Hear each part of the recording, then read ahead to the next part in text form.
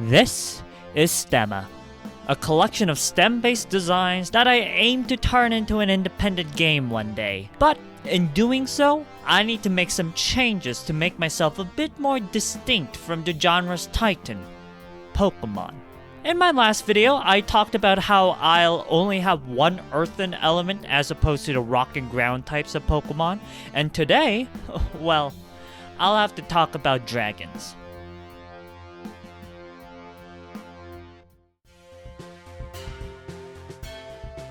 The dragon type may sound pretty much exclusive to Pokemon. I mean, there's a lot of dragons in media, but not as an element itself. So how are dragon types used in Pokemon?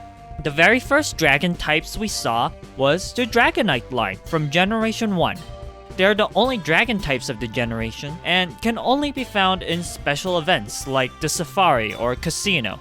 What does this type do? Back then, offensively, it could hit everyone for neutral damage and hit other dragons super effectively. But more importantly, the dragon type was resistant to fire, water, grass, and electric, some of the most well-known types. You see, the dragons as a type may be unique to Pokemon, but the concept can be seen in other places. The four classical elements, water, earth, fire, air, are sometimes accompanied by a fifth element, aka quintessence.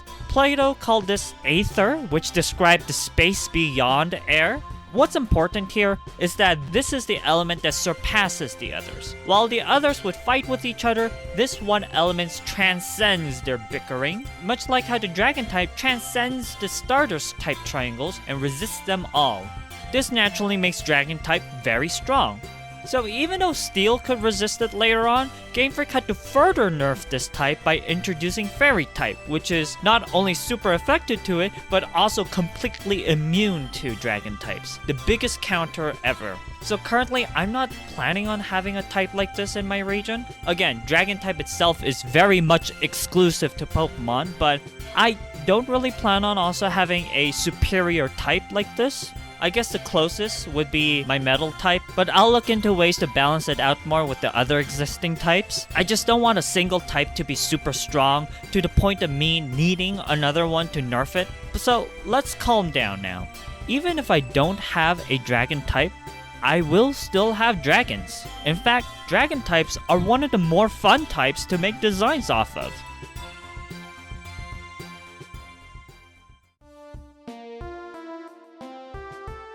If you're making fake mons out there, you probably encountered this chart when making dragon types. It's a really fun way to see just how many different body shapes can still be considered a dragon.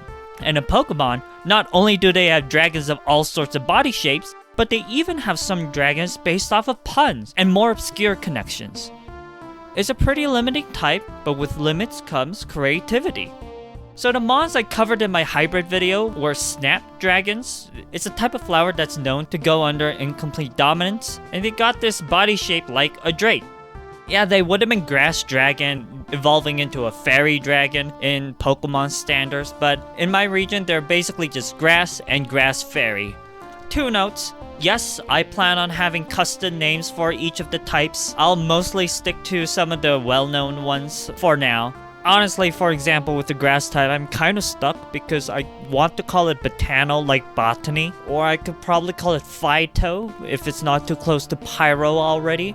But I'd love to have a letter that starts with a D like Dendro, so I could call it the starter core like PhD, Pyrohydrodendro, but I don't know, like most of my grass types aren't trees, so I don't think Dendro really fits.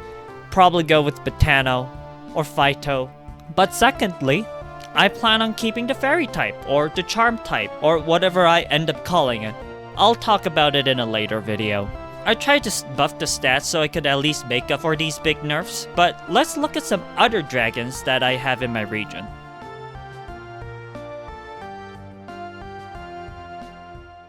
The Stropharis geckos, also called the golden-tailed gecko, are known for shooting goo from their tail to ward off predators. So I took this opportunity to go over a fundamental science lesson. I guess technically it's part of statistics, but that lesson is precision versus accuracy. Precision is all about hitting similar values again and again. It's all about consistency rather than aiming for any value. So here's Gekku, who is always a mon of poison type actually. Its new ability powers up the same moves that are used over and over, kind of like how the metronome item works in Pokemon. The design also has dots that are off the target, but they're close to each other, because precision is all about how close the dots are, not really caring about how close they are to the target. That would be accuracy.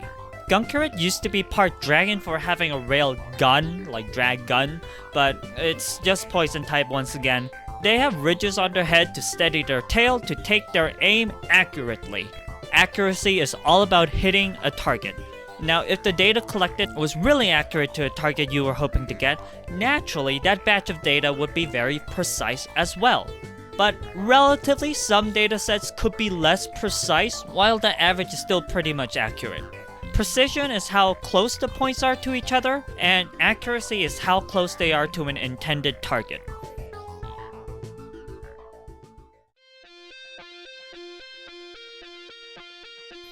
There have been quite a few fireworks-themed dragon fake mons from what I've seen, and I ended up having one too.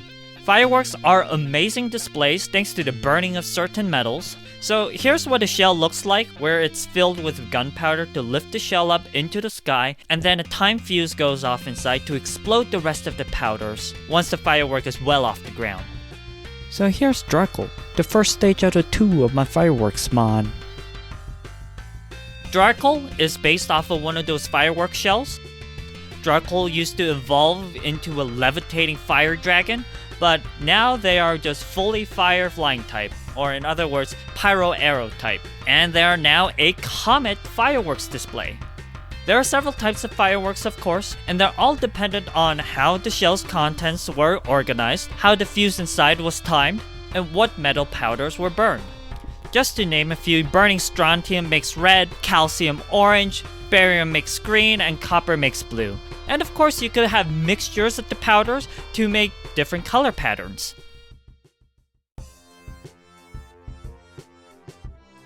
I had one other dragon line, but that was what others would call a pseudo-legendary. That's a story for another day. I plan on having more dragon-like mons in my region, but yeah, compared to Pokemon, I won't have a dragon type. Not because it's not scientific or whatever, but rather because I didn't want to start off with a type that's notably overpowered over the other types. Now I'll take this time to thank my Patreon supporters. Some of the higher tiers have access to work-in-progress shots and some annotations of my older designs. But if you like this video, you can subscribe and share this video for free. I have a whole playlist of my own personal creature collector here, so follow along. Either way, thank you all so much for watching, and I'll see you next time.